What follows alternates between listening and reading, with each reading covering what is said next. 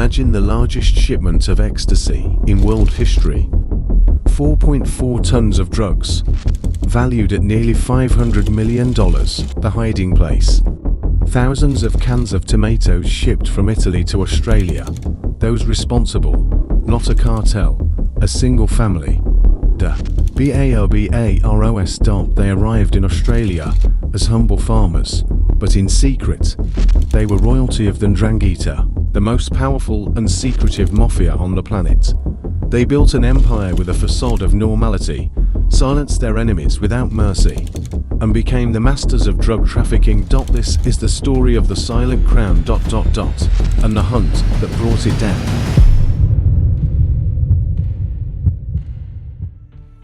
The year is 2007. Off the coast of Melbourne, Australia, the sea is rough. But the real storm isn't in the sky, it's on the ground. Hundreds of Australian federal police officers move in the darkness, holding their breath. They've been waiting for this moment for months, months of surveillance, of wiretaps, of tracking every shadow.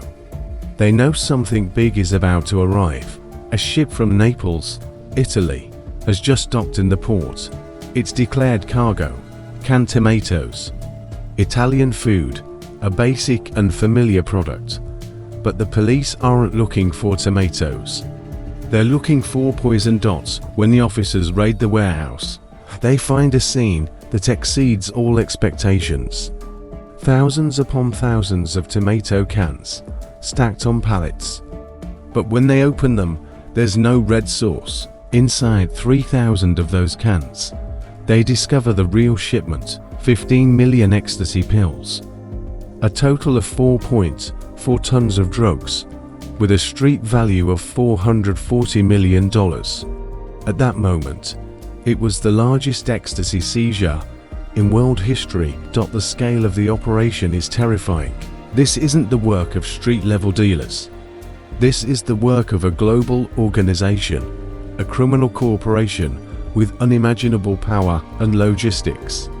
As the chaos of the raid subsides, a name emerges from the recordings and intelligence reports, whispered again and again: Pasquale Barbaro. Known as Pat, he's not a thug, not a soldier. He's the alleged mastermind, the unseen conductor behind this concert of international crime. The question echoing in police offices and headlines across Australia is inevitable. Who was this man? And how could a single family, who arrived in Australia with nothing, build a drug empire so vast that it orchestrated the largest ecstasy shipment on the planet? To understand, we have to travel far from here, to the arid and desolate mountains of southern Italy, to a place where blood is thicker than law. Our story begins in Plotti, a small town in the region of Calabria, the tip of Italy's boot. This isn't the Italy of postcards. It's a harsh, poor, and forgotten land, where the state is an enemy and distrust is a way of life. Plotti is known as the mother of the Ndrangheta, the cradle of one of the most powerful and secretive criminal organizations in the world. And it is the ancestral home of the Barbaro clan. To understand the Barbaros, you must first understand the Ndrangheta. It's not the Sicilian Mafia. It's something different, older, and much harder to penetrate. While the Mafia recruits men of honor, the Ndrangheta is built on an unbreakable pillar: blood. Its cells, cold and drying, are families. You're born into it, you die in it, you can't resign.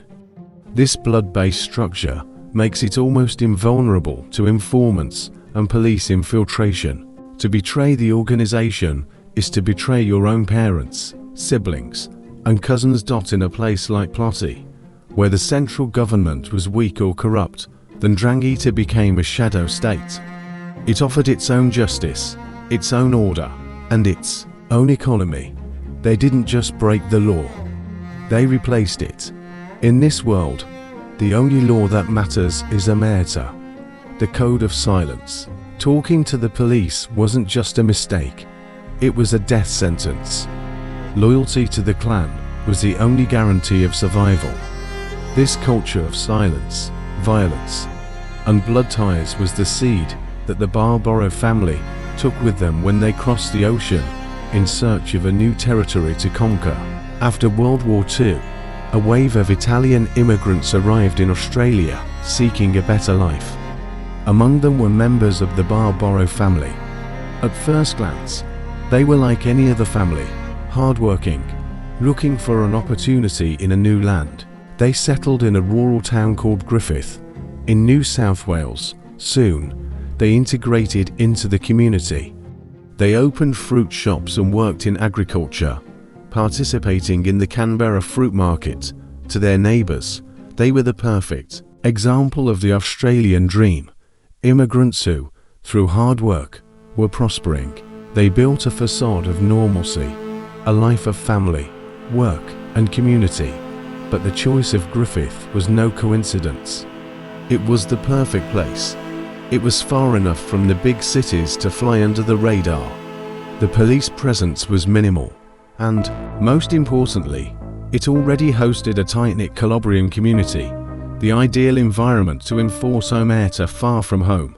The fertile soil of Griffith, famous for its oranges and vineyards, was perfect for growing something much more profitable.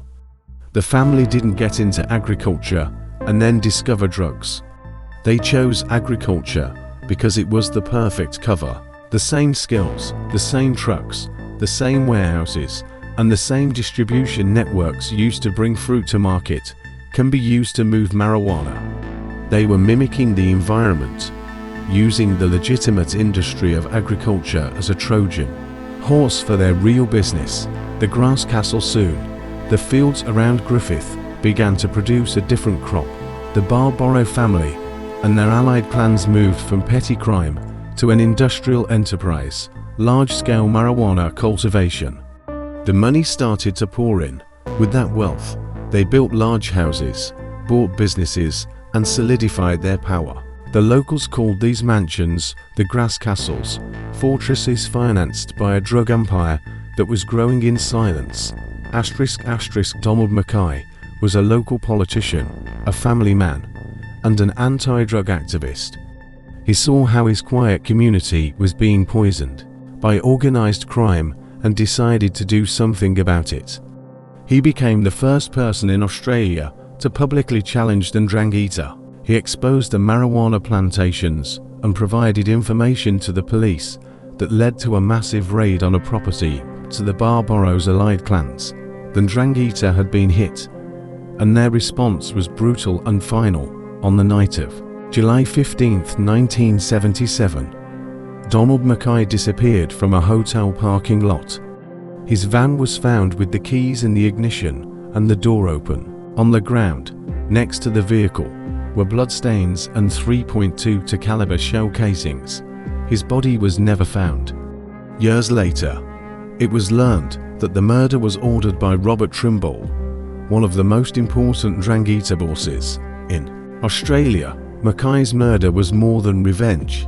It was a statement of power, a message to all of Australia. We are here, we are untouchable, and this is what happens to anyone who gets in our way. But this act of violence, a common tactic in Calabria to impose fear, was a catastrophic miscalculation in Australia. A country unaccustomed to political assassinations was scandalized. Mackay's disappearance unleashed a media firestorm and a massive federal investigation, the Woodward Royal Commission, which turned the entire nation's focus on Griffith and the hidden power of the Ndrangheta. The very act designed to ensure their silence ended up shattering their invisibility forever. The era of the grass castles had made the Barbaros rich, but the next generation had limitless ambition. Marijuana money was local, they wanted the world. The old guard, who had built their power in the countryside, gave way to a new breed of criminals more sophisticated, more audacious, and more ruthless. At the forefront of this new era was Pasquale Pat Barbaro. Under Pat's leadership, the family graduated. They moved from grass to white powder, cocaine and ecstasy. They used the networks and money they already had to connect with Colombian cartels and European crime syndicates. The Barbaro family ceased to be a rural mafia and became a multinational drug trafficking corporation. Their method was that of the global Ndrangheta: infiltrate the legitimate economy. They used front businesses like restaurants, construction companies, and import firms to launder billions of dollars. Pat Barbaro operated as the CEO of this empire. He was a major international drug broker, a man who could move any amount of any substance to any part of the world. Unlike their ancestors, who cultivated a low profile, the new generation reveled in wealth. Pat Barbaro led a life of brazen luxury, expensive cars, mansions, and a lifestyle that screamed money. This arrogance, this desire to display their power, was a radical departure from the traditional discretion of the Ndrangheta. It was the arrogance of a generation born into power, who knew neither the fear nor wore the caution of their founding fathers, and that arrogance would be their downfall. While he lived in plain sight, as a respected businessman, in secret, he was running one of the largest drug trafficking operations the world had ever seen. The Castle 2007 ecstasy seizure was the beginning of the end. The Australian Federal Police, now fully aware of the scale of the threat, launched an all-out war against the Barbaro clan. What followed were years of relentless police work, 24-hour surveillance, wiretaps that recorded every whisper, and most importantly, the use of technology to break the code of silence. The Ndrangheta, with its 19th century code, came up against 21st century technology, and it lost. The final blow came with an international operation called Operation Ironside. In a masterstroke, the FBI and the Australian police created an encrypted messaging app called Anim. They promoted it in the criminal underworld as a 100% secure communication platform. For years, criminals around the world, including members of the Ndrangheta in Australia, used ANOM to plan their operations, negotiate deals, and order hits, never knowing that every word they typed went straight to a police server. With the evidence obtained from the wiretaps and Operation Anim, the net began to close. One by one, members of the Barbaro clan were arrested. The facade of legitimacy crumbled. The man who seemed untouchable, Pasquale Pat Barbaro, was finally apprehended. In 2012, he was found guilty for his role as the mastermind of the 2007 ecstasy shipment. In addition to other conspiracy and trafficking offences, he was sentenced to life in prison. Years later, in 2016, another kingpin, Francesco Barbaro, was also arrested and convicted for the same shipment, proving the long reach of justice. The trials revealed the scale of the Barbaro Empire. The kings had fallen. Their name, once synonymous with silent power, was now synonymous with a spectacular fall. Pasquale Barbaro is in prison for life. Other clan leaders are serving long sentences. The Barbaro family, as a dominant force in Australian crime, has been dismantled. It looks like a victory, but the story doesn't end here. The strength of the Ndrangheta is also its greatest defense: its structure. It's not a pyramid with a single boss at the top. It's a hydra, a network of dozens of autonomous family clans. Cutting off one head, even one as powerful as the Barbaros, doesn't kill the beast. Another head simply grows in its place. The Australian Federal Police themselves admit that, despite the mass arrests, the Ndrangheta remains one of the greatest threats to the country's security. The fall of the Barbaros was not a defeat for the Ndrangheta, it was a lesson. Other clans watched their mistakes. They saw how arrogance, a flashy lifestyle, and underestimating technology led to Pat Barbaro's downfall. Those who now take their place are almost certainly quieter, more careful, and more deeply embedded in legitimate society than ever before.